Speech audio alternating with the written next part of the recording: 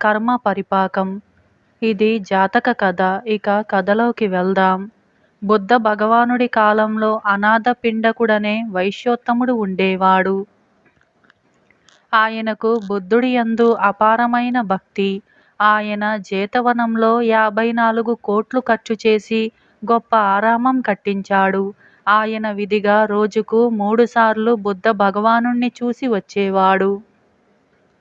ఎప్పుడైనా కాని బుద్ధుడే తన అనుచరులతో సహా ఆయన ఇంటికి భిక్షకై రావటం కూడా జరుగుతూ ఉండేది. ఈ అనాథ పిండకుడికి 7 అంతస్తుల మేడ ఉంది. దానికి 7 ప్రాకారాలు ఉన్నాయి. వాటిలో మధ్య ప్రాకారం మీద ఒక క్షుద్ర దేవత తన సంతానంతో సహా నివాసముంటూ ఉండేది. ఈ దేవతకు బుద్ధుడంటే బొత్తిగా పడదు. ఆయన తాను ఉండే ఇంటికి అప్పుడప్పుడు వస్తూ ఉండటం ఆ దేవతకు ఎంతమాత్రం నచ్చలేదు. ఆమె మానవ స్త్రీ రూపం ధరించి అనాథ పిండకుడి ఖజానాదారు వద్దకు వెళ్ళి, ఈ ఇంటికి బుద్ధుణ్ణి ఎందుకు రానిస్తారు? అటువంటి వాడు గడపలో అడుగు పెట్టటం ఇంటికి చెరుపు అని అన్నది. ఖజానాదారు ఆమెను తిట్టి పంపాడు. ఆ తరువాత ఆమె అనాథ పిండకుడి కొడుకు దగ్గరకు వెళ్ళి అదే విధంగా మాట్లాడి అతని చేత కూడా తిట్లు తిన్నది. ఇక చేసేది లేక అప్పటికి ఆ క్షుద్రదేవత ఊరుకుంది. అనాథ పిండకుడికి ఖర్చు నానాటికి హెచ్చిపోయి రాబడి తగ్గిపోతూ ఉంది. ఆయన వ్యాపారం ఏమాత్రమూ చూడటం లేదు. ఇది కూడా కాక ఆయనకు ఇతరత్రా నష్టం కలిగింది. సాటి వ్యాపారస్తులు ఆయన వద్ద 18 కోట్ల సొమ్ము అప్పుగా పుచ్చుకున్నారు. దానిని వాళ్ళు తిరిగి ఇవ్వలేదు. ఆయన అడగనూ లేదు. మరొక 18 కోట్ల ధనం బిందెలలో అచిరవతి నదీ తీరాన పాతి పెట్టిస్తే నదికి వరదలు వచ్చి ఒడ్లు కరిగి ఆ బిందెలు కాస్త సముద్రంలోకి కొట్టుకుపోయాయి. వీటి ఫలితంగా అనాథ పిండకుడు పేదవాడైపోయాడు. ఆయన భిక్షువులకింకా భోజనాలు పెడుతూనే ఉన్నాడు. కాని వెనకటి విందులు ఇప్పుడు లేవు. ఒకనాడు బుద్ధ భగవానుడు అనాథ పిండకుడితో, ఇంకా దానాలు చేస్తూనే ఉన్నావా అని అడిగాడు. అనాథ పిండకుడు ఎంతో ఆవేదన పడుతూ, స్వామి, దానాలైతే చేస్తూనే ఉన్నాను. కాని నేనిప్పుడు దానం చేసేది గంజి మాత్రమే అని అన్నాడు. బుద్ధుడు ఆయన బాధ గమనించి, విచారించకు నాయనా, హృదయం మంచిదిగా ఉన్నంత కాలము చేసే దానం గంజి అయినా కూడా అది తప్పకుండా మంచిదిగానే ఉంటుంది అన్నాడు ఓదార్పుగా. అనాథ పిండకుడు పేదవాడైపోయాడు కనుక ఇప్పుడు క్షుద్రదేవత ధైర్యంగా ఆయన వద్దకే వెళ్ళి, ఏమయ్యా, ఈ బుద్ధుణ్ణి ఎందుకు చేరనిస్తావు? హాయిగా నీ వ్యాపారం చూసుకో. పోయిన డబ్బంతా తిరిగి సంపాదించుకో. నేను నీ ఇంటి 4వ ప్రాకారం మీద ఉండే దేవతను. నీ మంచి కోరి చెబుతున్నాను అని అన్నది. అనాథ పిండకుడు ఆమెతో, తక్షణం నా ఇల్లు వదిలి వెళ్ళిపో అన్నాడు కోపంగా. పోక కూర్చుంటాననుకున్నావా ఏంటి? ఇంతకన్నా మంచి ఇల్లే దొరుకుతాయి అంటూ ఆ క్షుద్రదేవత అప్పటికప్పుడే తన పిల్లల మూకను వెంటబెట్టుకొని అనాథ పిండకుడి ఇల్లు విడిచి వెళ్ళిపోయింది. కాని ఆమె ఎంత వెతికినా అంత మంచి ఇల్లు మరొకటి దొరకలేదు. అటువంటి ఇల్లు వదిలినందుకు ఆమెకు పశ్చాత్తాపం కలిగింది. కాని విడిచి వచ్చిన ఇంటికి తిరిగి ఏ ముఖం పెట్టుకుపోవాలో తెలియక ఆమె గ్రామదేవతల సలహా కోసమై వెళ్ళింది. ఆ ఇల్లు విడిచి రావటం నీదే పొరపాటు. మళ్ళీ అక్కడికి వెళ్ళాలంటే ఒక పని చెయ్యి. అనాథ పిండకుడికి వర్తకులు 18 కోట్లు బాకీగా ఉన్నారు. నువ్వతడి గుమస్తా రూపంలో వర్తకుల వద్దకు వెళ్ళి ఆ 18 కోట్లు వసూలు చెయ్యి. అనాథ పిండకుడి ధనపు బిందెలు 18 కోట్ల ధనంతో సహా సముద్రం చేరాయి. వాటిని తీసుకురా. ఫలానా చోట అనాథ పిండకుడికి 18 కోట్ల విలువ చేసే ఆస్తి ఉంది. ఈ సంగతి ఎవరికీ తెలియదు. ఆ ఆస్తిని అనాథ పిండకుడి పరం చెయ్యి. ఆ తరువాత ఆయన వద్దకు వెళ్ళి క్షమాపణ చెప్పుకొని తిరిగి రానివ్వమని అడుగు అని గ్రామదేవత సలహా ఇచ్చింది. క్షుద్రదేవత ఆ ప్రకారమే లోకులివ్వవలసిన 18 కోట్లు వసూలు చేసింది. సముద్రంలోని ధనపు బిందెలను తెచ్చింది.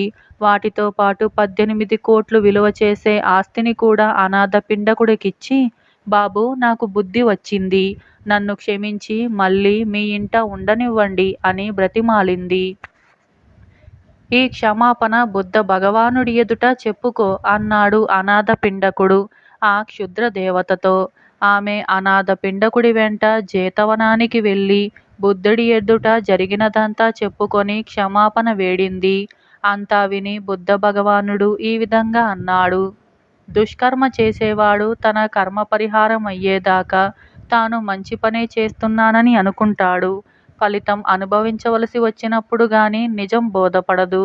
అదేవిధంగా సత్కర్మ చేసేవాడు కూడా తన కర్మ పరిపక్వం చెందేదాకా తాను చేస్తున్నది దుష్కర్మ అని అనుకోవచ్చు. అతనికి కూడా ఫలం అనుభవించేటప్పుడే నిజం తెలిసి వస్తుంది. మొదట చెప్పిన మాటకు ఈ క్షుద్రదేవతే నిదర్శనం.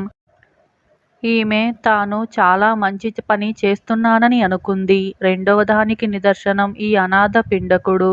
ఈయన తాను చెడ్డ పని చేస్తున్నాననుకుంటూ ఎంతగానో విచారించాడు. కర్మ పరిపాకం అయ్యాకనే ఇప్పుడు ఎవరిది సత్కర్మో ఎవరిది దుష్కర్మో బయటపడింది. ఈ మాటలు విన్న మీదట క్షుద్రదేవత తన బుద్ధి మార్చుకొని బుద్ధుడి యందు ద్వేషం విసర్జించి గంపెడు పిల్లలతో సహా అనాథ పిండకుడి ఇంటి 4వ ప్రహరీ వద్ద యథాప్రకారం నివాసం చెయ్యసాగింది. ఇలా కర్మ పరిపాకం అనే ఈ కథ సమాప్తమైంది. మానసిక శక్తులు. ఈ కథను రాసిన వారు కమలిని. ఇక కథలోకి వెళ్దాం.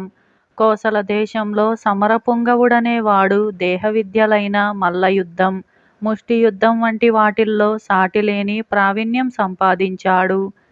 అతడు కోసల దేశంలోనే కాక చుట్టుపక్కల రాజ్యాలలో కూడా తనకు దీటైన ప్రత్యర్థులే లేరని అనిపించుకున్నాడు.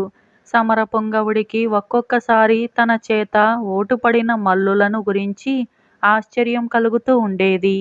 వాళ్ళల్లో కొందరు దేహబలంలో తనకన్నా మిన్న అయిన వాళ్ళు, మరికొందరు మల్లయుద్ధ రహస్యాలు ఆకలించుకున్న నిపుణులు. అయినా వాళ్ళు తన వల్ల అపజయం పాలవుతున్నారంటే అందుకు గల కారణం వాళ్ళు తనకు సరైన ప్రత్యర్థులు కాదన్న నమ్మకం కలిగింది సమరపుంగవుడికి. ఒకసారి అతడు తన గురువైన అజితమల్లుడితో మాట్లాడే సందర్భంలో, గురువర్యా, నేనెందుకు మల్లులను సునాయాసంగా ఓడిస్తున్నాను? అయినా ఇదేమీ నాకు గర్వకారణంగా కనిపించటం లేదు. ఎందుకంటే వాళ్ళంతా నాకు సరైన ఉజ్జీలు కారని నా నమ్మకం అని చెప్పాడు. ఆ మాటలకు అజితమల్లుడు నవ్వి, ముఖ్యంగా మల్లయుద్ధం లాంటి వాటిల్లో మనిషికి ఒక్క దేహబలమే చాలదు, ఇతర శక్తులు కూడా ఉండాలి అని అన్నాడు. అవేమిటో వివరంగా చెప్పమని సమరపుంగవుడు అడిగాడు. కాని అజితమల్లుడు, సమయం వచ్చినప్పుడు అవేమిటో నీకే తెలుస్తుంది అని ఊరుకున్నాడు. కొన్నాళ్ల తరువాత సమరపుంగవుడు తనతో సరితూగగల ప్రత్యర్థి ఎక్కడైనా ఉన్నాడేమో చూడాలనుకొని దేశాలు గాలిస్తూ తిరగసాగాడు. కొంతకాలానికి అతడు అస్మక రాజ్యం చేరి ఒక కొండ మార్గాన నడుస్తూ ఉండగా నికుంభుడనే భయంకర రాక్షసుడు తటస్థపడ్డాడు. మహాకాయుడైన ఈ రాక్షసుడు ఒక కొండ గుహలో నివసిస్తూ ఆకలైనప్పుడల్లా గ్రామాల మీద పడి మనుషులను, పెంపుడు జంతువులను పట్టుకు తింటూ ఉంటాడు. అస్మక రాజైన అఖిలుడు రాక్షసుణ్ణి చంపేందుకు అనేకసార్లు సైనికులను వాడి మీదికి పంపాడు. కాని నికుంభుడు ఎంతమంది సైనికులు తన మీదికి ఆయుధాలెత్తి లంఘించి వస్తున్నా ఏమాత్రమూ లెక్క చెయ్యక ఒక్కసారి పెద్దగా పెడబొబ్బ పెట్టేవాడు. ఆ వెంటనే సైనికులు ప్రాణభయంతో చల్లాచెదురై పారిపోయేవారు. ఈ నికుంభుణ్ణి చూడగానే సమరపుంగవుడిలో ఏదో కొత్త ఉత్సాహం వచ్చినట్టయింది. అతడు తొడచరిచి పెద్దగా ఒక కేక పెట్టాడు. రాక్షసుడు ఒక్క క్షణం నివ్వెరపోతూ సమరపుంగవుడికేసి చూసి తాను ఒక పెడబొబ్బ పెట్టాడు. వాడికి ఒక మనిషి తననిలా ఎదురించి రావటం చూసి ఆశ్చర్యంతో పాటు కొద్దిగా భయం కూడా కలిగింది. సమరపుంగవుడు కుప్పించి దూకుతూ రాక్షసుణ్ణి సమీపించేంతలో అతడి కాలు తగిలి అసవాటుగా ఉన్న ఒక బండరాయి రాక్షసుడికేసి దొర్లింది. దాన్ని తప్పించుకునేందుకు రాక్షసుడు పక్కకి తొలగేంతలో సమరపుంగవుడు వాడి మీదికి లంఘించి ఒక్క ముష్టిఘాతంతో నేల పడగొట్టాడు. సమర పొంగవుడి దెబ్బకు దిమ్మ తిరిగిపోయిన రాక్షసుడు తిరిగి కోలుకొని లేవబోయేంతలో అతడు వాణ్ణి కాళ్ళతో చేతులతో బలంగా కొట్టాడు. ఇద్దరి మధ్య కొంతసేపు తీవ్రమైన పోరాటం జరిగాక సమరపుంగవుడి చేతిలో రాక్షసుడు మరణించాడు. కాని సమరపుంగవుడు కూడా రాక్షసుడి చేతిలో తీవ్రంగా గాయపడి సొమ్మసిల్లి కింద పడిపోయాడు. దూరం నుంచి ఇది చూసిన రాజుగారి చారులు ఇద్దరూ పరుగు పరుగున రాజు అఖిలుడి వద్దకు పోయి జరిగిన సంగతి చెప్పారు. రాక్షసుడి పీడ విరగడైపోయిందన్న సంతోషంతో ఆయన చిన్నగా మందహాసం చేసి ఆ మరుక్షణంలోనే ఆందోళన పడుతూ మంత్రితో, నికుంభ రాక్షసుణ్ణి చంపినవాడు తగిలిన గాయాల నుంచి కోలుకోకముందే మనం అతన్ని తుదముట్టించాలి. వెంటనే బయలుదేరండి అని అన్నాడు. నికుంభుడు లాంటి భయంకర రాక్షసుణ్ణి చంపి దేశానికి ఎంతో మేలు చేసిన వాణ్ణి రాజు ఎందుకు హతమార్చ చూస్తున్నాడో మంత్రికి అర్థం కాలేదు. రాజు మంత్రి కొద్దిమంది సైనికులు వెంటరాగా కొండల ప్రాంతానికి వెళ్ళేసరికి చాలామంది ప్రజలు సమరపొంగవడి చుట్టూ గుమిగూడి ఉన్నారు. వాళ్ళల్లో కొందరు ఎంతో భక్తి శ్రద్ధలతో అతడి గాయాలకు మందులు పూసి కట్లు కడుతున్నారు. రాజు అఖిలుడు ఇది చూసి తన కత్తిని నేలకు జార్చి సమరపుంగవుడికి నమస్కరిస్తూ, నికుంభుడంతటి రాక్షసుణ్ణి చంపిన మీరు వాడికన్నా భయంకరులై ఉంటారని అనుకున్నాను. అంతేకాక ఒక పీడ విరగడై అంతకన్నా పెద్ద పీడ రాజ్యానికి దాపరిస్తున్నదని భ్రమపడ్డాను. గాయాల బాధ నుంచి తిరిగి కోలుకొనక ముందే మిమ్మల్ని చంపాలన్న తలంపుతో వచ్చినందుకు సిగ్గుపడుతున్నాను అని అన్నాడు. ప్రజాక్షేమం కోరే ఏ పరిపాలకుడికైనా అలాంటి ఆలోచనే కలుగుతుంది. అందులో పెద్ద తప్పేం లేదు మహారాజా అన్నాడు సమరపుంగవుడు. ఆ జవాబుకు రాజు తృప్తిపడి, మీరు దైవాంశ కలవారో లేక అతీతు శక్తులున్నవారో అయి ఉండాలి. నేను పంపిన పెద్ద పెద్ద సైన్యాలనే నికుంభుడు తన హుంకారంతో హడగొట్టి తరిమివేశాడు అని అన్నాడు. నాలో మీరు అనుకునే విధంగా దైవాంశ కాని అతీత శక్తులు లాంటివి కాని ఏమీ లేవు. దేహ బలానికి తోడు ఇతర శక్తులు కావాలన్న మా గురువుగారి మాటల ఆంతర్యం ఇప్పుడు నాకు బాగా అర్థమైంది. ఆ శక్తులు మనోదారుఢ్యం, ఆత్మవిశ్వాసం, పట్టుదల. అందువల్లనే నాకు రాక్షసుణ్ణి చూసినప్పుడు మల్లయుద్ధానికి నాకు సరైన ఉజ్జి దొరికాడన్న భావం తప్ప వాడు రాక్షసుడన్న భీతి ఏమాత్రమూ కలగలేదు. మీ సైనికులు అలా కాక మొదటి నుంచి వాడు భయంకరుడైన రాక్షసుడన్న భీతిలో మునిగిపోయి ఉన్నారు అన్నాడు సమరపుంగవుడు. రాజుకు అంత మహామల్లుడైన సమరపుంగవుడి వినయం చూసి చాలా ఆనందం కలిగింది. ఆయన సమరపుంగవుణ్ణి అప్పటికప్పుడే రాజలాంఛనాలతో నగరానికి తీసుకెళ్లి ఘనంగా సత్కరించి కొంతకాలం తరువాత గొప్ప బహుమతులిచ్చి స్వదేశానికి పంపించాడు. ఇలా మానసిక శక్తులు అనే ఈ కథ సమాప్తమైంది. ఇద్దరు యజమానులు. ఈ కథను రాసిన వారు వసుంధర. ఇక కథలోకి వెళ్దాం. సీతయ్య, సోమయ్య ఇరుగు పొరుగున ఉంటున్నారు. ప్రతి చిన్న విషయానికి హడావిడి చేయటం సీతయ్యకు మామూలైతే మిన్ను విరిగి మీద పడుతున్నా చలించకపోవటం సోమయ్య పద్ధతి. ఒక రోజున సీతయ్య ఇంట్లో 4 వెండి కాసులు పోయాయి. అతను ఇల్లంతా వెతికి చూసి భార్యతో సంగతి చెప్పి, నువ్వేమైనా తీశావా అని అడిగాడు. నీకు చెప్పకుండా ఎప్పుడైనా తీశానా అన్నది భార్య. అప్పుడు సీతయ్య తన కొడుకును పిలిచి అడిగాడు. వాడు కూడా ఆ డబ్బు సంగతి తెలియదని అన్నాడు. అయితే డబ్బు ఏమైందంటారు అన్నాడు సీతయ్య కోపంగా. సీతయ్య భార్య, కొడుకు కూడా ఇల్లంతా వెతికి చూశారు. పోయిన డబ్బు దొరకలేదు. అప్పుడు సీతయ్య భార్య భర్తతో, నువ్వు ఆ డబ్బుని గూట్లో పెట్టటం మంచిది కాదు. మన పని మనిషికి ఈ మధ్య చేతివాటం అలవాటైంది. అది ఇంట్లో పనులు చేసేటప్పుడు ఇంత చింతపండో, పప్పులో, బియ్యమో మూటగట్టుకుపోతుంది అని అన్నది. అవును, అది నిజమే నాన్నా. మొన్న దాని దొంగతనం నేను స్వయంగా చూశాను. ఆ సంగతి అమ్మతో కూడా చెప్పాను అన్నాడు కొడుకు. అప్పుడు నువ్వేం చేశావు అని సీతయ్య భార్యను అడిగాడు. అది చాలా మొండిది. ఎందుకే బియ్యం మూటకడుతున్నావని అడిగితే, నువ్వే కదమ్మా తీసుకుపోమ్మంది. అంతలోనే మతిమరుప, వద్దంటే బస్తాలో పోసేస్తాను అని అన్నది. అంత జరిగాక బాగుంటుందా అని తీసుకుపొమ్మన్నాను అన్నది సీతయ్య భార్య. అయితే ఇంకేం, నువ్విచ్చిన అలుసు వల్లనే అదిట్లా తయారయింది. ఈ రోజున డబ్బు పోయింది, దాని సంగతి నాకు ముందే ఎందుకు చెప్పలేదు అంటూ సీతయ్య భార్య మీద పెద్ద రంకెలు వేశాడు. అప్పుడు కొడుకు కలగజేసుకొని, ఊరుకో నాన్న, మన జాగ్రత్తలో మనం ఉండాలి అంతే అని అన్నాడు. కొడుకు ఇలా అనగానే సీతయ్యకు మరింతగా కోపం వచ్చింది. తన కొడుక్కు, భార్యకు డబ్బు విలువ బొత్తిగా తెలియదంటూ కేకలు వేయసాగాడు. ఈ గొడవకు ఇరుగు పొరుగు అంతా పోగయ్యారు. జరిగింది విని కొందరు సీతయ్యను తప్పుపట్టారు. మరికొందరు సీతయ్య భార్యది, కొడుకుది తప్పన్నారు. ఇది జరిగాక సీతయ్య 2 రోజులు ఇంట్లో భోజనం చెయ్యలేదు. ఈ సంగతి నలుగురికి చెప్పుకొని సీతయ్య భార్య చాలా విచారపడింది. క్రమంగా జరిగింది మరుగున పడిపోయి సీతయ్య మామూలు వాడయ్యాడు. ఈ గొడవంతా జరిగినప్పుడు సోమయ్య ఊళ్ళో లేడు. ఆయన భార్య మాత్రం ఉంది. సోమయ్య పట్నం వెళ్ళి వారం రోజులుండి వచ్చాడు. అయితే సోమయ్య తిరిగి వచ్చిన మర్నాడే అతని ఇంట్లో 10 వెండి కాసులు పోయాయి. సోమయ్య భార్యకు డబ్బు విషయం చెప్పి, నువ్వు గాని తీశావా అని అడిగాడు. ఆమె తనకు తెలియదంది. కొడుకునడిగితే వాడు అలాంటి జవాబే ఇచ్చాడు. సీతయ్య పని మనిషే సోమయ్య ఇంట్లోనూ పనిచేస్తుంది.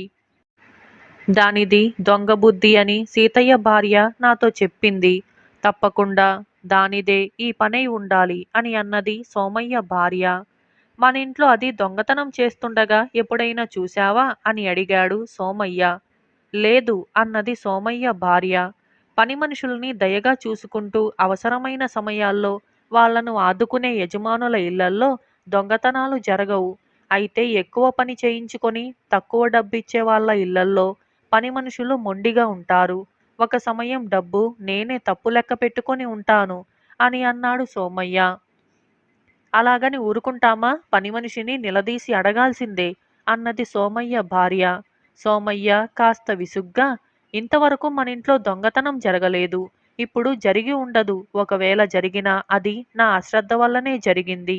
ఇక ముందు నా జాగ్రత్తలో నేనుంటాలే అని అన్నాడు. అయినా ఒకసారి దాన్ని అడగటంలో తప్పేముంది అన్నది సోమయ్య భార్య. ఒకవేళ అది దొంగతనం చేసి ఉండకపోతే దానికి కోపం వస్తుంది. ఎంత నమ్మకంగా ఉన్నా యజమానులు నమ్మరనుకొని నిజంగానే దొంగతనాలు ప్రారంభిస్తుంది. మన జాగ్రత్తలో మనం ఉంటే సరిపోతుంది అన్నాడు సోమయ్య. భర్త ఇలా మాట్లాడటం సోమయ్య భార్యకు నచ్చలేదు. ఆమె అతన్ని సాధిస్తున్నట్టుగా, నువ్వెప్పుడు ఇంతే, 10 కాసులు పోయినా నీకు తేలుకుట్టినపాటి బాధ కూడా లేదు. 4 కాసులకే మన పక్కింటి సీతయ్య నానా హడావిడి చేశాడు అని అన్నది. అలాగా, అయితే పద సీతయ్య ఇంటికి వెళదాం అని భార్యను వెంట పెట్టుకొని సీతయ్య ఇంటికి వెళ్ళాడు సోమయ్య. ఆ సమయంలో సీతయ్య ఇంట్లోనే ఉన్నాడు. అతను, రా సోమయ్య, ఏమిటి విశేషం అంటూ సాదరంగా సోమయ్యను ఆహ్వానించాడు. ఏమీ లేదు కానీ మొన్న మధ్య నీ ఇంట్లో 4 వెండి కాసులు పోతే ఏదో చేశావట కదా, అదేమిటో చెప్పు, అప్పుడు నేనూళ్ళో లేను అన్నాడు సోమయ్య. సీతయ్య గర్వంగా నవ్వి, అదా, నా పెళ్ళాన్ని కొడుకును నానా తిట్లు తిట్టాను. ఊరంతా అదిరిపోయేంత గొడవ చేశాననుకో అని అన్నాడు. మరి డబ్బు దొరికిందా అన్నాడు సోమయ్య తాపీగా. లేదు, ఏం అలా అడుగుతున్నావ్ అన్నాడు సీతయ్య ఆశ్చర్యంగా. ఏమీ లేదు, డబ్బు దొరికితే నాకు చెప్పు, అప్పుడు నేను ఊరంతా అదిరిపోయేంతగా గొడవ చేస్తాను. నా డబ్బు పోయింది మరి అని భార్యను తీసుకొని ఇంటికి వెళ్ళిపోయాడు సోమయ్య. ఈ సంభాషణ విన్న సోమయ్య భార్యకు ఒక సత్యం అర్థమైంది. ఏ సమస్య అయినా హడావిడి వల్ల, కోపతాపాల వల్ల పరిష్కారం కాదని, అందుకు వేరే ఉపాయం చూసుకోవాలని తెలిసి వచ్చింది. అటుపైన ఆమె ఇంట్లో దొంగతనాలు జరగలేదు. సీతయ్య ఇంట్లో మాత్రం అడపాదడపా ఏవో జరుగుతూనే ఉన్నాయి. ఇలా ఇద్దరు యజమానులు అనే ఈ కథ సమాప్తమైంది. మాట్లాడు రామప్ప.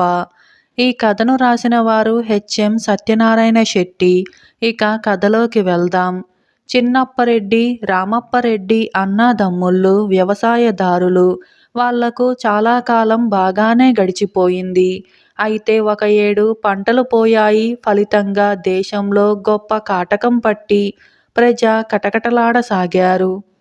పెద్ద పెద్ద ధనవంతులకే దిక్కులేకపోయిందంటే ఇక చిన్న సంసారులైన చిన్నప్ప సోదరుల మాట ప్రత్యేకంగా చెప్పేదేమిటి? చివరకు వాళ్ళు అటుకు గింజలు తిని కాలక్షేపం చెయ్యవలసిన స్థితికి వచ్చారు. ఇదిలా ఉండగా ఒక రోజున ముసాబు పట్టింది. వాళ్ళు అటుకులు తెచ్చుకొని ఆరగిస్తూ ఉన్న సమయాన ఎదుటి ఇంటి అరుగు మీద ఒక రామచిలుక కనిపించింది. అది వానకు తడిసి చలితో వణికిపోతుంది. ఎక్కడకు ఎగిరిపోయే స్థితిలో లేదు. చిన్నవాడైన రామప్ప ఇది గమనించాడు, జాలిపడ్డాడు. అన్న అనుజ్ఞ తీసుకొని ఆ చిలుకను చేతపట్టుకు వచ్చాడు. ఎండిన ఆకులు తెచ్చి మంట వేసి దాని శరీరమంతా వెచ్చజేశాడు. దానికి చలిబాధ కాస్త తగ్గటం చూసి తన వంతు అటుకు గింజలలో కొన్ని చిలుక ముందర చల్లాడు. రామప్ప చేసిన సేవ వల్ల రామచిలుకకు చలి పోవటమే కాదు, ఆకలి కూడా తీరింది. ఒంట్లో జవసత్తువలు చేరుకున్నాయి. తేరుకొని స్థిమితపడిన తరువాత ఆ రామచిలుక, రామప్ప నీకేమి కావాలే రామప్ప అంటూ మానవ భాషలో అడిగింది. రామప్ప ఆశ్చర్యపోయాడు. ఈ వింత చూసి బయట కూర్చున్న చిన్నప్ప లోపలికి వచ్చాడు. వెంటనే రామచిలుక, చిన్నప్ప చిన్నప్ప నీకేమి కావాలి చిన్నప్ప అని అడిగింది. అందుకు చిన్నప్ప, చిలుక చిలుక నీది ఏ ఊరు? నీకు మనుషుల భాష ఎవరు నేర్పారు? అని ఆత్రంతో ప్రశ్నించాడు. బదులుగా రామచిలుక, నేను మా పెద్ద చిలుకల గుంపుతో కలిసి ద్వీపాంతరం పోతున్నాను. వానచేత రెక్కలు తడిసి ఎగరలేక ఈ ఇల్లు చేరుకున్నాను. నా జతగాళ్ళు ముందు పోతున్నారు. నేను పోయి వారిని వెంబడించాలే. మీకేం కావాలో చెప్పండి అని అన్నది. అప్పుడు చిన్నప్ప, అయితే చిలుక మేం బీదస్థితిలో పడిపోయాము. మా పేదరికం పోగొట్టగలవా అని అడిగాడు. అందుకు రామచిలుక, దానికేముంది, నేను ద్వీపాంతరం నుంచి మళ్ళీ 6 నెలల్లో వస్తాను. అప్పుడు నీకొక వెండి ఆకుని తెచ్చి పెడతాను.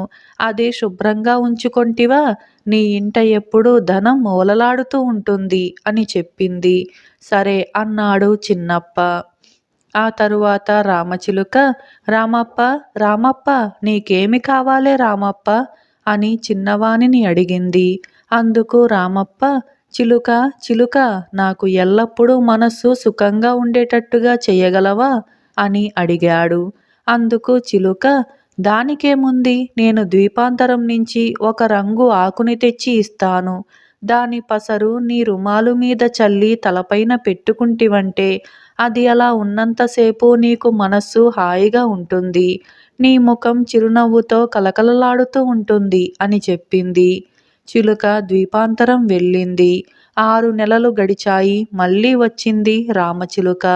దాని నోటిలో 2 ఆకులు ఉన్నాయి. ఒకటి వెండి ఆకు, రెండవది రంగు ఆకు. చిలుక తెచ్చిన 2 ఆకులలో వెండి ఆకు చిన్నప్పకు, రంగు ఆకు రామప్పకు ఇచ్చి మరి వెళతాను అని అన్నది. ఉండు ఉండు రామచిలుక, మా ఇంట భోజనం చేసి మరీ పోదువుగాని అన్నారు అన్నదమ్ముళ్ళు. అందుకు చిలుక, ఇప్పుడు కాదు మరొకప్పుడొస్తాలేండి. మా జట్టు ముందు పోతుంది, నేను పోవాలే అని తొందరపడింది. అప్పుడు రామప్ప, పోనీ ఇవైనా తీసుకొని తింటూ అంటూ తన వద్దనున్న అటుకు గింజలు కొన్ని చిలుకకు ఇచ్చాడు. రామచిలుక ఎగిరిపోయింది.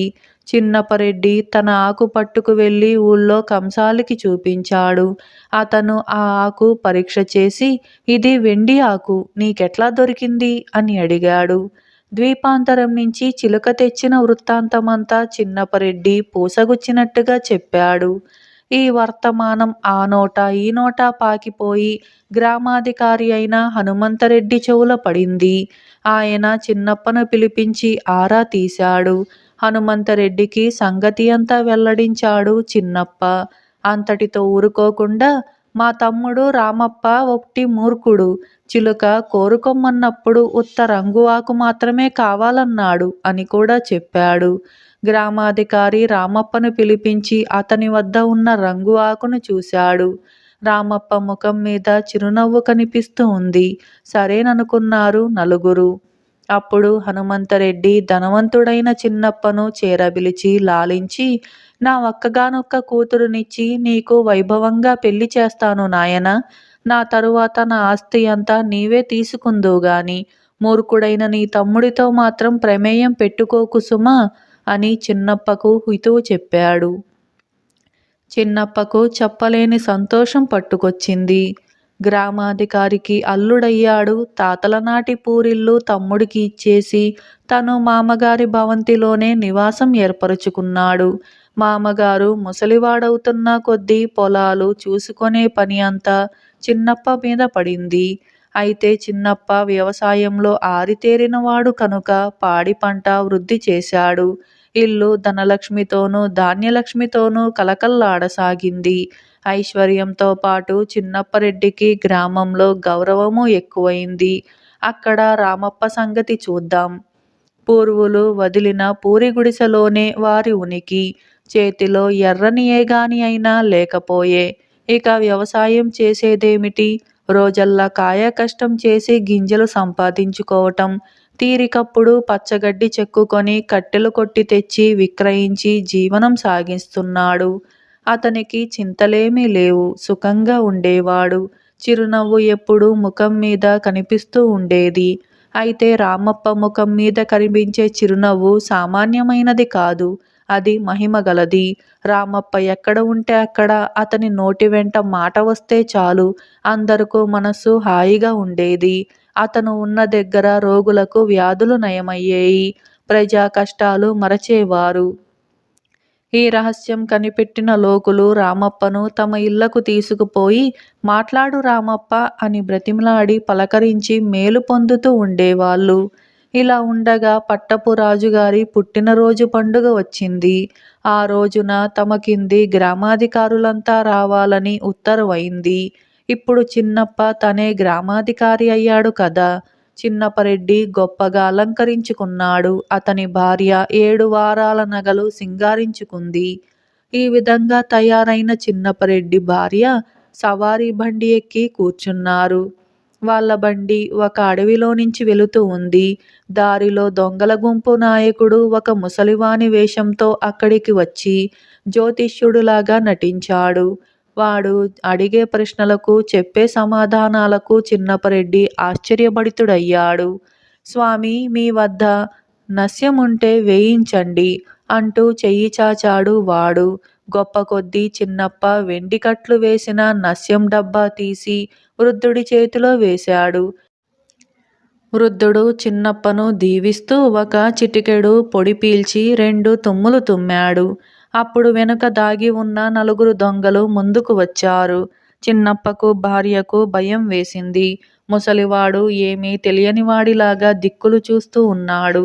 ఇంతలో నలుమూలల నుంచి దొంగలు బిలబిలామంటూ వచ్చి చుట్టేసి నగ నట్ర లొడ్డు లొసుగు ఒప్పజెబుతారా లేదా అంటూ తలతలా మెరిసే కత్తులు జులిపించారు.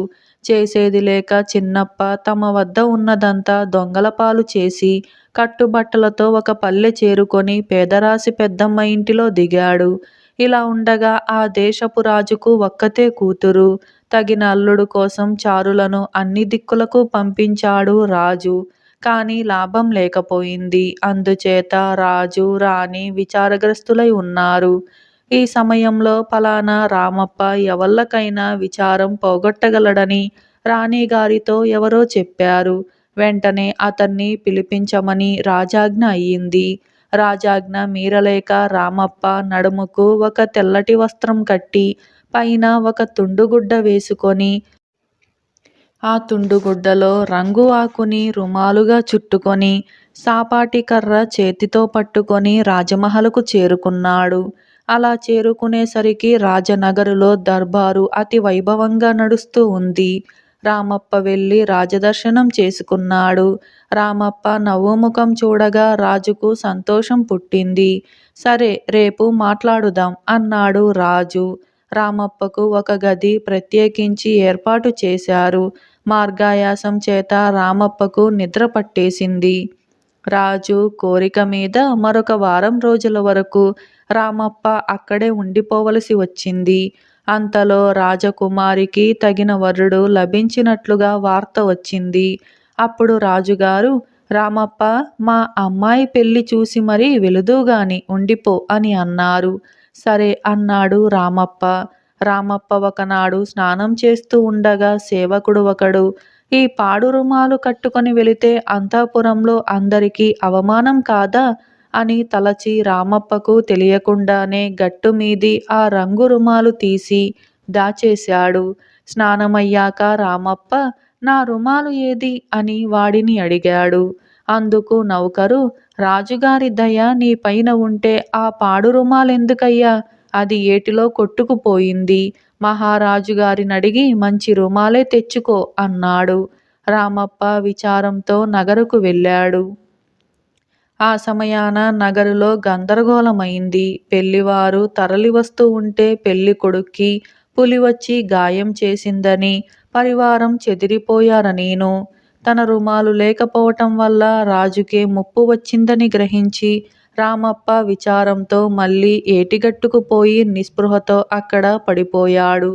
అలా పడిపోయి ఉన్న రామప్ప ముఖం మీద ఒక స్త్రీ నీళ్లు చల్లి ఒక పాత రుమాలుతో తుడిచి ఉపచారాలు చెయ్యసాగింది.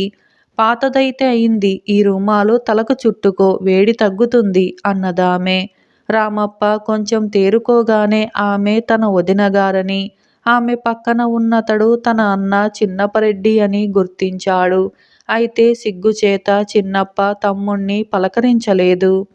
రామప్ప ఆమెను కుశల ప్రశ్నలు వేయగా దారిలో దొంగల వల్ల తమకు పట్టిన గతి అంతా వలపోసుకుంది. మాటల సందర్భంలో తనకు రేవుగట్టున ఈ రుమాలు దొరికిన సంగతి కూడా చెప్పింది. రుమాలు తలకు చుట్టుకోవటంతో రామప్ప ముఖం మళ్ళీ ఇప్పుడు వికసించింది. అది తన రంగువాకు రుమాలేనని రామప్ప తెలుసుకున్నాడు. అతని అన్న వదిన సకలము పోగొట్టుకున్నారు. ఆకలి దప్పులతో కన్నులు మూతపడుతూ ఉన్నాయి. అప్పుడు వారిద్దరికీ రామప్ప మంచినీళ్లు తెచ్చి ఇచ్చాడు. వారికి తినటానికేదైనా తీసుకొద్దామని నగరం కేసి బయలుదేరాడు. అంతలో ఒక చారుడు పరిగెత్తి వచ్చి, బాబూ, రాజావారు రమ్మంటున్నారు తమరిని అంటూ వేగిర పెట్టాడు. తీరా రామప్ప అక్కడికి వెళ్ళేసరికి పులి కరిచింది పెళ్లి కొడుకును కాదని ఒక సేవకుణ్ణి అని తెలిసింది. అంతా సవ్యంగానే ఉంది. పెళ్లివారి పల్లకి వస్తున్నట్టుగా కబురు తెలిసింది. అందరూ సంతోషించారు. రామప్పను చూడగానే రాజుగారు, ఇంతసేపు ఎక్కడున్నావు రామప్ప అని అన్నాడు.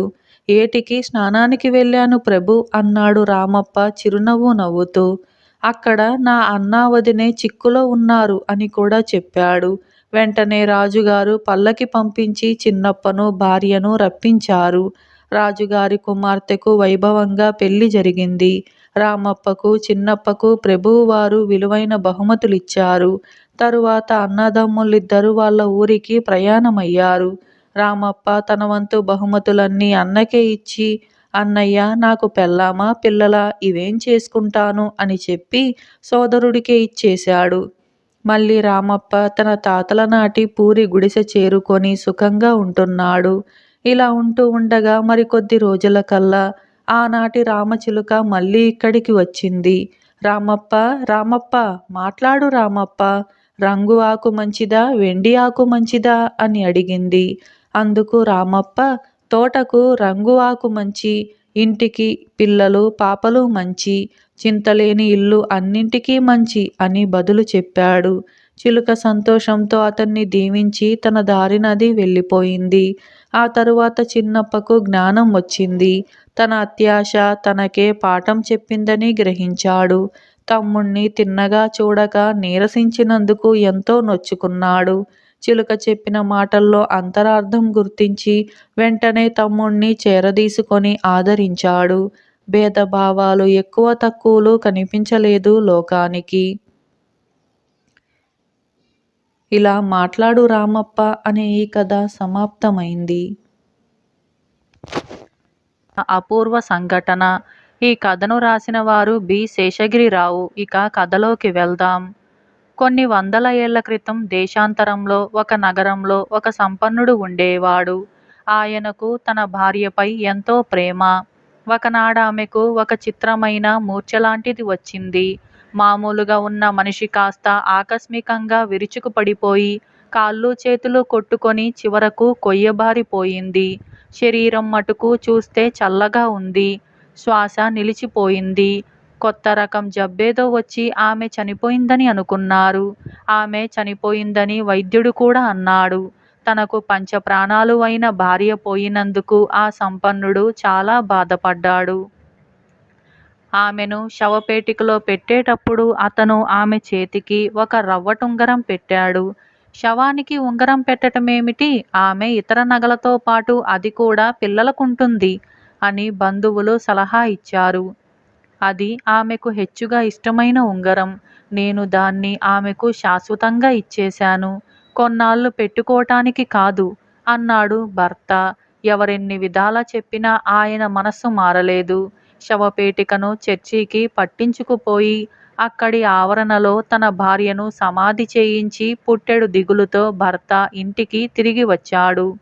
ఉత్తర క్రియల సమయంలో శవపేటిక పైన మూత వేసేటప్పుడు శవం చేతికున్న రవ్వటుంగరం ఒక మనిషి కంట పడింది. అతను చర్చిలో శవాలను సమాధి చేసే పని చేస్తూ ఉంటాడు. అంత ఖరీదైన ఉంగరాన్ని భూమిలో పూడ్చిపెట్టటం అన్యాయం. అమ్మితే దానికి బోలెడంత ధర వస్తుంది అనుకున్నాడు ఆ చర్చి నౌకరు. ఈ ఆలోచన క్రమంగా ఆశగా పరిణమించి ఆ ఉంగరాన్ని కాజేయాలన్న నిర్ణయం రూపం దాల్చింది. అతను రోజల్లా ఈ విషయమే ఆలోచిస్తూ ఆ రాత్రి చీకటిలో ఎవరికీ తెలియకుండా చర్చి ఆవరణలో జొరబడి పైమట్టి తవ్వి శవపేటికపై మూత తెరిచాడు. అతని చేతిలోని లాంతరు వెలుగులో ఉంగరంలోని రవ్వ దగదగా మెరిసింది. శవం చేతి నుంచి ఆ ఉంగరం తీద్దామని అతను తన చెయ్యి చాస్తూ ఉండగా శవం చెయ్యి కదిలి తడువుకుంటూ పెట్టె అంచును పట్టుకుంది. శవం పెట్టెలోనుంచి లేవటానికి ప్రయత్నిస్తున్నట్టుగా కనపడేసరికి ఆ దౌర్భాగ్యుడు తన చేతిలోని లాంతరు అక్కడే జార విడిచి కాలిసత్తువ కొద్దీ కంగారుతో పారిపోయాడు. లాంతరు కిందపడి ఆరిపోయింది. నిజానికి సంపన్నుడి భార్యకు వచ్చినది ఒక రకమైన మూర్ఛే, కాని జబ్బు కానే కాదు. చర్చి నౌకరు శవపేటికపై మూత తెరిచే సమయానికి కోమాకు స్ఫురణ రాసాగింది. త్వరలోనే ఆమె శవపేటికలో లేచి కూర్చుంది. చుట్టూ చీకటి. తనకు ఏమైనది? తాను ఎక్కడ ఉంది? ఆమెకు కొంతసేపు అంతు చిక్కలేదు. తన వంటికి శవాలకు చుట్టే గుడ్డ చుట్టి ఉండటము, ఎదురుగా చర్చి శిఖరం ఎత్తుగా కానరావటమూ చూసి ఆమె జరిగినదేమిటో గ్రహించగలిగింది. ఆమె తనకు చుట్టి ఉన్న గుడ్డను తీసిపారేసి లేచి నిలబడి, నేను చచ్చిపోయాననుకొని పాపం నా భర్త ఎంత దుఃఖించి ఉంటాడో, పిల్లలు ఎంత కలతపడి ఉంటారో అని అనుకుంది. ఆమెకు త్వరగా ఇంటికి వెళ్ళాలని అనిపించింది. కాని ఆమె శరీరంలో బలం చాలా తక్కువగా ఉంది. ఆమె బలవంతాన కాలు తీసి కాలు వేస్తూ చర్చి ఆవరణ దాటి రోడ్డు మీదికి వచ్చింది. ఎవరైనా సాయపడి తనను ఇంటికి చేరుస్తారేమో అనుకుంటే రోడ్డు నిర్మానుష్యంగా ఉంది.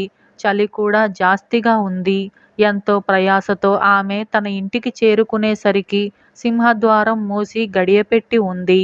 ఆమె చాలాసేపు బాదిన మీదట ఇంటి నౌకర్లలో ఒకడు లేచి వచ్చి తలుపు ఒక అంగుళం తెరిచి బయటికి చూసి, ఎవరు నువ్వు? దుఃఖంలో మునిగి తేలుతున్న ఇంట్లో ఎవరైనా ఇట్లా తలుపులు బాదుతారా అని అన్నాడు. నేనేరా మీ యజమానురాలిని, నన్ను లోపలికి రానివ్వరా బాబు అన్నదామె. నౌకరు తన చేతి దీపం బయటపెట్టి దాని వెలుగులో తన యజమానురాలిని గుర్తించాడు. ఆమె ముఖం పాలిపోయి ఉంది, కాని దయ్యంలాగా కనపడలేదు. అయినా వాడు మందమతి. పొద్దున్నే చనిపోయిన తన యజమానురాలు అర్ధరాత్రి వేళ ఎలా సజీవంగా ఉందో వాడికి అర్థం కాలేదు. నువ్వేననుకో దొరసాని, కానీ నిన్ను పాతి కూడా పెట్టారు కదా, నువ్వెట్లా అవుతావో తెలియటం లేదే అన్నాడు వాడు. నేనేరా లోపలికి రానివ్వరా అని ఆమె ఆక్రోశించింది. చివరికి వాడు తన యజమానికి ఈ సంగతంతా చెప్పి ఆయన ఏం చెయ్యమంటే అది చేద్దామని అనుకున్నాడు. వాడు తలుపులు దగ్గరగా వేసి మెట్లెక్కి తన యజమాని పడకగదికి పరిగెత్తాడు. భారమైన ఆ తలుపులు చేరవేసే ఉన్నప్పటికీ వాటిని తోస్తే శక్తి కూడా లేక సంపన్నుడి భార్య సింహద్వారం వెలుపలనే కుప్పకూలిపోయి బలహీనంగా రోదించసాగింది.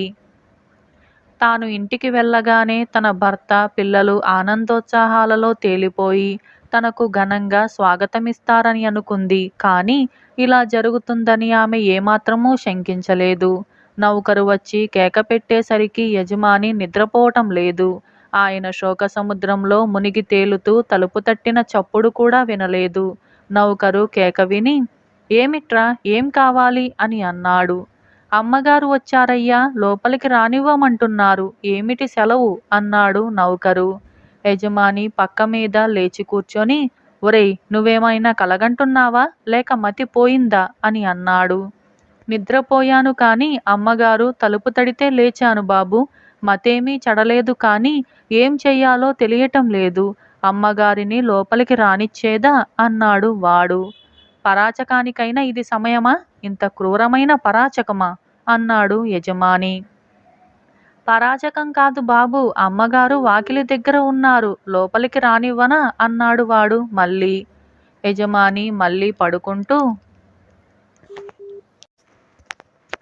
"ఇంకేం అమ్మగార్రా, పిచ్చి వెధవా, ఆవిడ వాకిలి బయట ఉందంటే ఎలా నమ్ముతాన్రా? మన గుర్రాలు మెట్లెక్కి మేడమీదికొస్తున్నాయన్నా నమ్ముతానేమో కాని" అని అన్నాడు. నౌకరు ఒక చేత దీపం పట్టుకొని రెండవ చేత్తో బుర్ర గొక్కున్నాడు. అమ్మగారిని లోపలికి రానివ్వాలో వద్దో అయ్యగారు మొత్తం మీద చెప్పాడు కాడు. ఇంతలో వాడికి మెట్ల మీద పెద్ద చప్పుడు వినిపించింది. నౌకరు లాంతరు తీసుకొని మెట్ల దగ్గరికి పరుగెత్తుకుపోయి చూసేసరికి యజమానికి గల 2 తెల్ల గుర్రాలు మెట్లెక్కి వస్తూ ఉండటం కనిపించింది.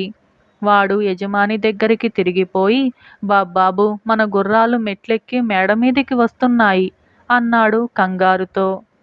మెట్లు కొయ్యవి, 2 గుర్రాలు వాటి పైగా ఎక్కి వస్తుంటే అయ్యే చప్పుడంతా అంతా ఇంతా కాదు. యజమానికింకేమైనా సందేహం ఉంటే గుర్రం సకిలింపు కూడా వినిపించింది. యజమాని పక్క మీద నుంచి చివాలున లేచి నౌకరు చేతి లాంతరు లాక్కొని గబగబా కిందికి దిగి వెళ్ళాడు. సింహద్వారం బార్లా తెరిచాడు. బయట చీకట్లో మొదట ఎవరూ లేనట్టే ఉంది. సన్నని రోదనం వినపడి కిందికి చూస్తే ఆయనకు తన భార్య కుప్పకూలి ఉండటం కనపడింది. గుండె దడదడలాడుతూ ఆయన తన భార్యను తన చేతులతో ఎత్తుకొని లోపలికి తెచ్చి ఉపచారాలు చేశాడు. తెల్లవారేసరికల్లా ఆమె మామూలు మనిషి అయ్యింది. ఆమె ప్రాణాలతో తిరిగి వచ్చినందుకు పిల్లలు, బంధువులు పొందిన ఆనందం అంతా ఇంతా కాదు. ఇలా అపూర్వ సంఘటన అనే ఈ కథ సమాప్తమైంది. 3 అధికారులు. ఈ కథను రాసినవారు వసుంధర. ఇక కథలోకి వెళ్దాం. విశ్వశాంత మహారాజు పరిపాలన అపూర్వమని చెప్పుకునేవారు. ఆయన రాజ్యంలో ప్రతి గ్రామానికి స్వపరిపాలన ఉండేది. రాజు ఏటా కొన్ని గ్రామాలు సందర్శించి అక్కడి పరిపాలన ఎలా కొనసాగుతుంది స్వయంగా విచారించేవాడు. దేశానికి సంబంధించిన వార్తలు గుర్రాల మీద దేశం అన్ని మూలలకు అందేవి. ప్రతి గ్రామం నడిబొడ్డులోనూ ఎప్పటి వార్తలు అప్పుడు తెలియజేయబడేవి. ఒక సంవత్సరం రాజు పర్యటనకు బయలుదేరి మొదట రామాపురం వెళ్ళాడు. అక్కడి అధికారి రామరాజు రాజుగారికి తన ప్రస్తుత కార్యక్రమాన్ని నివేదించాడు. రామాపురం చాలా పెద్ద గ్రామం. గ్రామ పరిపాలన నిర్వహించటానికి 100 మంది ఉద్యోగులు ఉన్నారు. వారందరూ ఉదయం నుంచి సాయంకాలం వరకు కొలువుకు వచ్చి వ్యవహారాలు చూస్తారు. అయితే ఉదయం ఒక్కరూ సమయానికి రావటం లేదు. కొందరు మరీ ఆలస్యంగా వస్తున్నారు. దీన్ని అరికట్టడం కోసం రామరాజు ప్రతిరోజు అందరికన్నా ముందుగా వచ్చి గుమ్మం దగ్గర నిలబడి ఆలస్యంగా వచ్చిన వారిని తగిన విధంగా శిక్షిస్తూ వచ్చాడు. అలా అతను వారం దినాలు చేసిన అనంతరం ఉద్యోగులు ఇష్టమొచ్చినట్టుగా రావటం తగ్గిపోయింది. రామరాజు చెప్పిన ఈ సంగతులు విని రాజుగారు, "కొలువుకు ద్వారపాలకుడు లేడా? నువ్వు స్వయంగా స్వీకరించిన సమాచారం వాడి ద్వారానే సేకరించవచ్చు కదా" అని అన్నాడు. "ప్రభు, ద్వారపాలకుడు చిన్న ఉద్యోగి. అతడు మిగతా ఉద్యోగులంటే భయపడతాడు. అందుచేత వారికి వ్యతిరేకంగా ఏమీ చెప్పడు. అధికారిని కనుక నేను గుమ్మంలో నిలబడితే ఉద్యోగులు భయపడతారు" అన్నాడు రామరాజు. "ద్వారం వద్ద నిలబడటానికి సిగ్గుగా, అవమానంగా లేదా?" అన్నాడు రాజు. "విధి నిర్వహణలో నాకు సిగ్గు, అవమానము ఉండవు" అన్నాడు రామరాజు గర్వంగా. అయితే నేటి నుంచి నువ్వు ద్వారపాలకుడివిగా ఉండు. ఈ గ్రామానికి మరొక అధికారిని నియమిస్తాను అన్నాడు రాజు. రాజుగారు తనను మెచ్చుకుంటున్నాడనుకున్న రామరాజు తెల్లబోయి, ఇది అన్యాయం ప్రభు అని అన్నాడు. ఇందులో అన్యాయం ఏమీ లేదు. ఇక్కడి కొలువులోని వారందరికీ అధికారివి అయిన ఇక్కడ ద్వారపాలకుడు నీకంటే నీ కింది అధికారులను ఎక్కువగా అభిమానించి గౌరవిస్తున్నాడు. గుమ్మం దగ్గర నిలబడితే తప్ప నీ కింది ఉద్యోగులు నిన్ను లెక్క చేయటం లేదు. అన్నింటినీ మించి ఎంతో విలువైన నీ సమయాన్ని ద్వారపాలనకు వెచ్చిస్తున్నావు. ఈ ఒక్క బాధ్యతనే నువ్వు సరిగ్గా నిర్వహిస్తున్నట్టుగా ఉంది అని రాజుగారు ఆ గ్రామానికి ఒక కొత్త పాలకుణ్ణి నియమించి అక్కడి నుంచి భీమవరం వెళ్ళాడు. రాజుగారు తాను భీమవరం వెళుతున్నట్టుగా ముందుగా ఎవరికీ చెప్పలేదు. ఆయన కన్నా 1 గంట ముందుగా మాత్రమే ఆ వార్త భీమపురం చేరింది. అక్కడి అధికారి రాజుగారు వస్తున్నారన్న వార్త ఊరి మధ్య వినిపించినప్పుడు తన కార్యాలయంలో కాక ఊరి మధ్య ఉన్నాడు. అతను హడావిడిగా కార్యాలయానికి వెళ్ళి రాజుగారికి ఘనమైన స్వాగతం ఏర్పాటు చేయమని ఉద్యోగులను హెచ్చరించాడు. భీమపురం చేరుతూనే తన కోసం సిద్ధంగా ఉన్న ఏర్పాట్లను చూసి రాజుగారు తెల్లబోయాడు. అకస్మాత్తుగా వచ్చి అధికారిని ఆశ్చర్యపరచాలని ఆయన ఉద్దేశం. నేను వస్తున్నట్టుగా మీకు ముందే ఎలా తెలిసింది అని రాజుగారు గ్రామాధికారిని అడిగాడు. తాను గొప్ప పని చేసి ప్రశంసకు పాత్రుడినవుతాననుకొని నేను తలవని తలంపుగా తమరు వస్తున్న వార్త వినటం జరిగింది ప్రభు. వెంటనే తమ కోసం ఈ ఏర్పాట్లన్నీ చేయించాను అన్నాడు భీమరాజు. నీ కార్యాలయం చూడబోతే ఊరి చివర ఉంది. వార్తలు వినపడేది ఊరి మధ్య కదా. ఆ సమయంలో నువ్వు నీ కార్యాలయంలో ఉండక ఊరి మధ్య ఎందుకున్నావు అని రాజుగారు అడిగాడు. ఏదో కొలువు పని మీదనే బయటికి వెళ్ళవలసి వచ్చింది ప్రభు అన్నాడు భీమరాజు. నీ కింద ఎందరో ఉద్యోగులు ఉండగా కొలువు సమయంలో నువ్వు ఎందుకు బయటికి వెళ్ళవలసి వచ్చింది?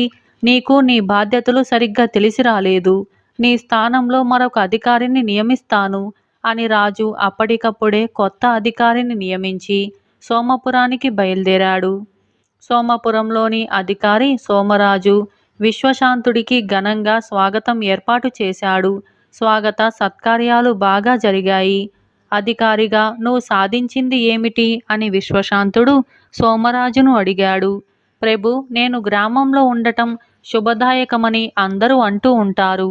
అందుకు నిదర్శనం ఏమిటంటే గ్రామంలో జరిగే సంతాప సభలన్నీ నేను గ్రామంలో లేనప్పుడే జరుగుతున్నాయి అన్నాడు సోమరాజు. సంతాప సభలేంటి అని విశ్వశాంతుడు అడిగాడు. రాజ్యంలో కానీ గ్రామంలో కానీ ఎవరైనా మరణించినప్పుడు కొలువులో సంతాప సభ జరిపి పోయిన వారికి శ్రద్ధాంజలి ఘటించటం మాకు అలవాటు. ఈ కార్యక్రమం నిర్వహించవలసిన వాడు అధికారి అంటే నేను. నా తరువాత వాడైన వీరభద్రుడు గత సంవత్సరంలో 26 ప్రముఖుల మరణాలకు తానే సంతాప సభలు నిర్వహించాడు అన్నాడు సోమరాజు. శుభకార్యాల మాటేమిటి అని రాజుగారు అడిగాడు. నేను లేనప్పుడు శుభకార్యాలు ప్రారంభించం కదా. అవి అన్నీ నా అధ్యక్షతనే జరుగుతాయి. అందుకే అందరూ నన్ను శుభానికి, వీరభద్రుణ్ణి అశుభానికి మారుపేరుగా చెప్పుకుంటారు. అయితే ఇందులో వీరభద్రుడి తప్పు ఉన్నదనటానికి లేదు. అశుభాలు వీరభద్రుడు ఉన్న కారణంగా కాదు, నేను లేని కారణంగా కదా జరుగుతున్నాయి అన్నాడు సోమరాజు గర్వంగా. విశ్వశాంతుడు చిరాకు పడుతూ సోమరాజు వంక చూసి, సంవత్సరానికి 26 పర్యాయాలు అంటే ఉజ్జాయింపుగా నెలకు 2 పర్యాయాలైన ప్రముఖుల మరణాలు జరుగుతున్నాయన్నమాట. అయినా నువ్వు ఒక్క సంతాప సభకు లేవంటే చాలా కాలం నువ్వు గ్రామాంతరాల్లో గడుపుతున్నావన్నమాట. కేవలము శుభకార్యాలు జరపటానికి మాత్రమే గ్రామానికి వస్తున్నావన్నమాట. బాధ్యత ఉండాలి కానీ ఇలా బయట తిరగకూడదు. నీ స్థానంలో వీరభద్రుణ్ణి అధికారిగా నియమిస్తున్నాను అని అన్నాడు. సోమపురం నుంచి బయలుదేరేటప్పుడు మంత్రి విశ్వశాంతుణ్ణి ఇంకేమన్నా గ్రామాలు తిరగవలసి ఉందా ప్రభు అని అడిగాడు. అవసరం లేదు. ఈ 3 గ్రామాల అధికారులతోనూ నేను ఎలా వ్యవహరించానో రాజ్యమంతటా తెలియజెయ్యి చాలు అన్నాడు విశ్వశాంతుడు. విశ్వశాంతుడి రాజ్యం ఎప్పటికీ సుభిక్షంగానే ఉంటూ వచ్చింది. ఇలా ముగ్గురు అధికారులు అనే ఈ కథ సమాప్తమైంది. అలాగే మరొక కథ మాయ అద్దం. ఈ కథ బేతాళ కథ. ఇక కథలోకి వెళ్దాం. పట్టు వదలని విక్రమార్కుడు చెట్టు వద్దకు తిరిగి వెళ్ళి చెట్టుపై నుంచి శవాన్ని దించి భుజాన వేసుకొని ఎప్పటిలాగే మౌనంగా శ్మశానం కేసి బయలుదేరాడు. అప్పుడు శవంలోని బేతాళుడు, రాజా, అద్భుత శక్తుల వల్ల ఎంతో లాభం ఉంటుందని అందరూ అపోహ పడతారు. కానీ ఒక్కొక్కసారి వాటి వల్ల తీరని నష్టం జరుగుతుంది. అందుకు నిదర్శనంగా నీకు వజ్రగిరి రాజైన అమరదీపుడి ఉదంతం చెబుతాను. శ్రమ తెలియకుండా విను అంటూ ఇలా చెప్పసాగాడు. వజ్రగిరి రాజు అమరదీపుడికి ఆదర్శ ప్రభువులాగా రాజ్యం చేసి అఖండ కీర్తి తెచ్చుకోవాలన్న ఆశ అయితే ఉండేది. కానీ అందుకు తగిన సామర్థ్యం కానీ శక్తియుక్తులు కానీ లేవు. అయినా అతను కనిపించిన ప్రతి సన్యాసికి తన ఆశయం చెప్పి అందుకు వారేమైనా సహాయపడగలరేమో అని అనుకునేవాడు. ఏ సన్యాసి గాని యోగి కానీ అమరదీపుడికి ఎలాంటి సహాయము చేయలేకపోయారు. కానీ ఒకసారి ఎవరో సాధువు అమరదీపుణ్ణి చూడవచ్చి అతని సేవలు అందుకొని అతని ఆశయాన్ని విని ఒక అద్దాన్ని అతని చేతికి ఇచ్చి, రాజా, ఇది అద్భుత శక్తిగల అద్దం. ఇది నీ కింద పనిచేసే వాళ్ళ మీద అద్భుతమైన నిఘా ఉంచుతుంది. ఇది 1000 మంది వేగుల వాళ్ళ పెట్టు. ఏ సమయంలో కానీ నీకు ఎవరి మీదనైనా అనుమానం కలిగినట్లయితే వాళ్ళను తలుచుకొని ఈ అద్దంలోకి చూసావంటే వాళ్ళు ఏమనుకుంటుంది నీకు వెంటనే తెలిసిపోతుంది. ఈ అద్దం సహాయంతో నువ్వు నీకు కొలువు చేసే వారి అందరి మనస్తత్వాలని తెలుసుకొని ఆదర్శప్రాయంగా రాజ్యం చెయ్యవచ్చు అని అన్నాడు. ఆ అద్దం సహాయంతో తాను ఆదర్శప్రాయుడైన రాజుగా చరిత్ర ప్రసిద్ధి సంపాదించవచ్చునని అనుకున్నాడు అమరదీపుడు. అతను ఆ అద్దాన్ని ఎవరికంటా పడకుండా ఒకచోట దాచి దానిమీద పూర్తిగా ఆధారపడి రాజ్యం చెయ్యసాగాడు. ఇప్పుడతను తన బుద్ధిని ఉపయోగించటం మానేశాడు. మంత్రులను సలహా అడగటం మానేశాడు. లోగడ అతను కొందరిని పూర్తిగా నమ్మి వారి సలహాలను పాటించేవాడు. కానీ ఇప్పుడు అతను ఎవరినీ గుడ్డిగా నమ్మవలసిన అవసరం లేదు. అందరి ఆలోచనలు అద్దం బయటపెడుతుంది. మంత్రులకు రాజుగారి ప్రవర్తనలో మార్పు కనపడింది. కానీ అందుకు కారణం తెలియలేదు. రాజు ఏదో నిర్ణయాలు చేసి మంత్రులను అమలు చేయమని అనేవాడు. కానీ వాళ్ళ అభిప్రాయాన్ని అడిగేవాడు కాదు.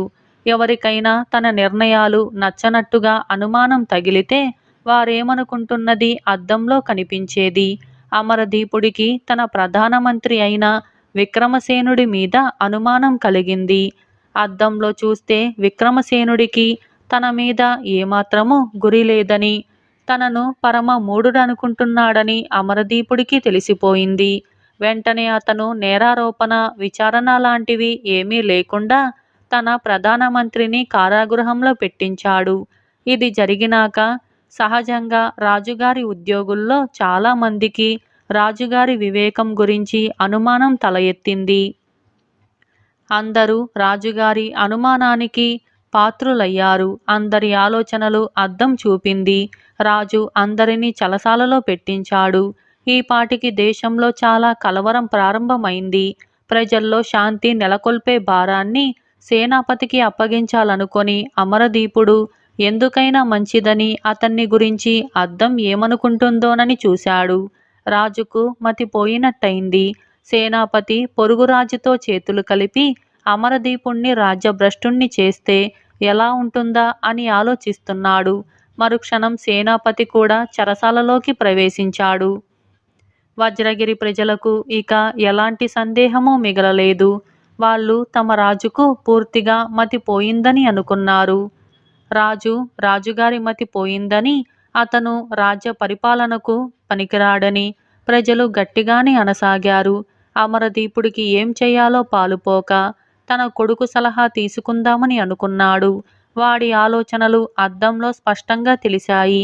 తన తండ్రిని ఎవరి చేతనైనా హత్య చేయించటమా, తానే చెరలో పెట్టించి రాజ్యాభిషేకం చేసుకోవటమా, ఏది మేలని కాంతిదీపుడు తీవ్రంగా ఆలోచిస్తున్నాడు. తన కొడుకులో అలాంటి ఆలోచనలు రేపిన తాను ప్రజలను ఆదర్శ ప్రభువులాగా పరిపాలించటం కలలో వార్త. అమరదీపుడు తన కొడుకును పిలిచి, నాయనా, నాకు రాజ్యం చెయ్యాలని లేదు.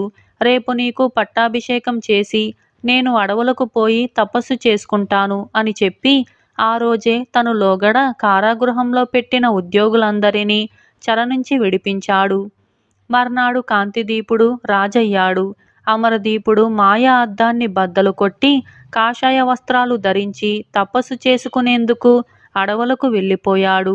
ఈ పరిణామం చూసి వజ్రగిరిలో సంతోషించని వారు లేరు.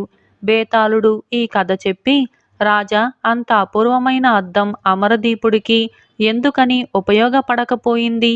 అది రాజులోపమా, అద్దం లోపమా? తనకు ఉపయోగపడని అద్దం తన కొడుకైనా ఉపయోగించుకుంటాడేమో అని కూడా చూడకుండా రాజు తపస్సు చేసుకోబోతూ ఎందుకు పగలగొట్టాడు? తన కొడుకు దాని సహాయంతో ఆదర్శ ప్రభువులాగా రాజ్యం చేస్తాడేమోనన్న అసూయతోనా? ఆ అనుమానాలకు సమాధానం తెలిసి కూడా చెప్పలేకపోయావో నీ తల పగిలిపోతుంది అని అన్నాడు.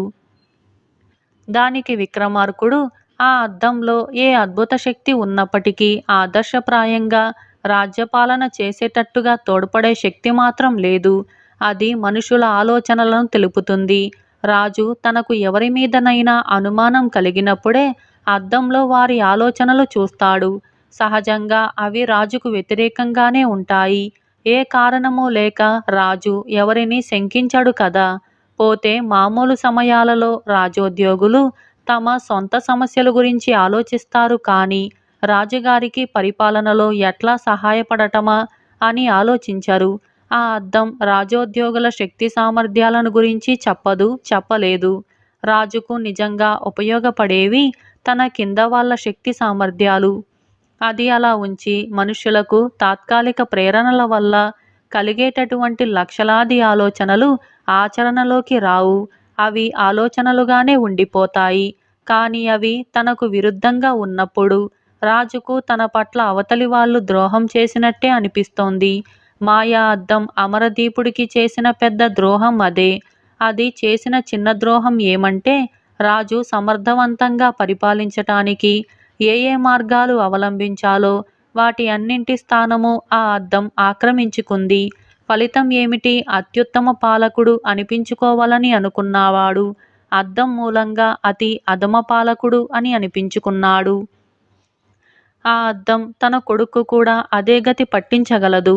అందుకే దాన్ని పగలగొట్టడం అవసరమైంది అని అన్నాడు.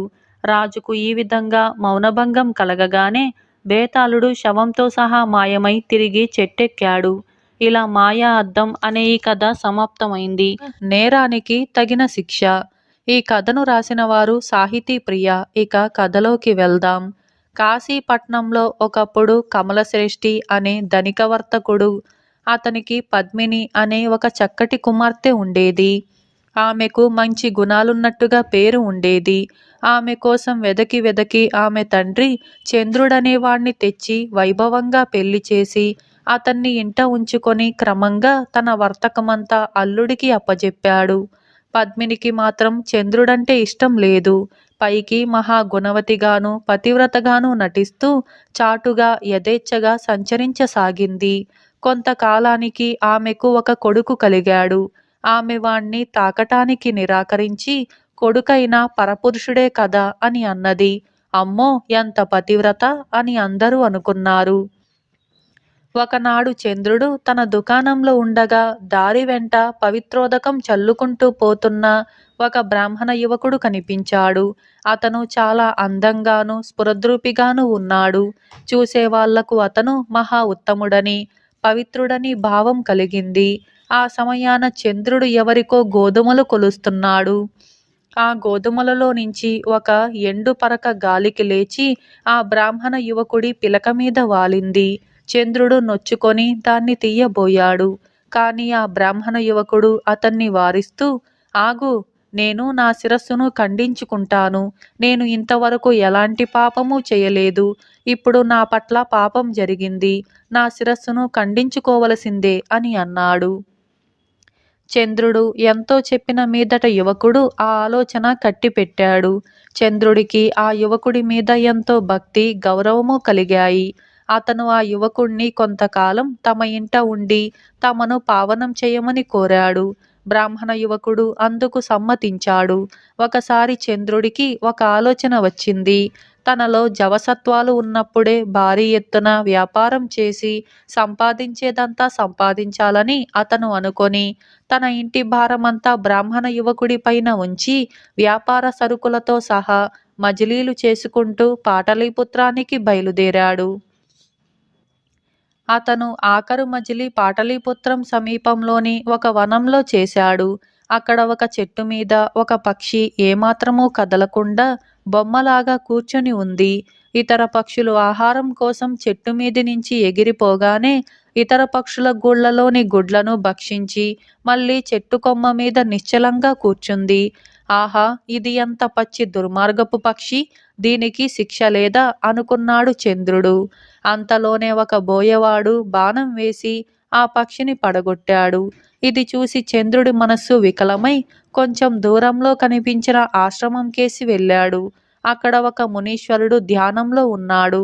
ఒక స్త్రీ చాలా ఆభరణాలని ధరించి వచ్చి మునీశ్వరుడి ముందు సాష్టాంగపడింది. మునీశ్వరుడు చప్పున ఆమెను కత్తితో వెన్నులో పొడిచి చంపి ఆమె నగలన్నీ తీసి మూటగట్టి దాచాడు. ఇదంతా చంద్రుడు దూరం నుంచి చూసిన సంగతి ఆ ముని గమనించనే లేదు.